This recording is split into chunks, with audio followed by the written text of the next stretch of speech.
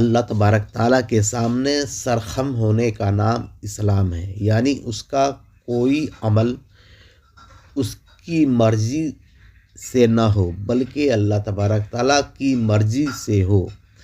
اللہ تبارک تعالیٰ کی مرضی کو شریعت کہتے ہیں۔ کوئی شخص اللہ تبارک تعالیٰ کی مرضی کے خلاف کوئی عمل کرتا ہے تو وہ گنہگار ہوتا ہے اور اس کی مرضی کو ماننے سے انکار کر دیتا ہے تو کافر ہو جاتا ہے۔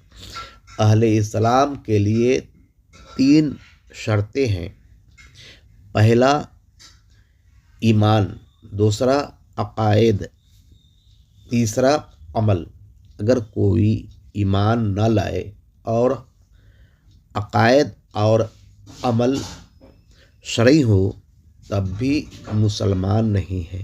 اگر ایمان لایا اور عمل بھی صحیح ہے اور عقائد خراب ہے تب بھی مسلمان نہیں ہے۔ اگر ایمان اور عقائد صحیح ہے اور وہ عملاً شریعت کا انکار کرتا ہے تب بھی مسلمان نہیں ہے۔ مثلاً حرام عمل کو حلال سمجھ کر کرتا ہے، فرض عمل کا زبان سے انکار کرتا ہے وغیرہ۔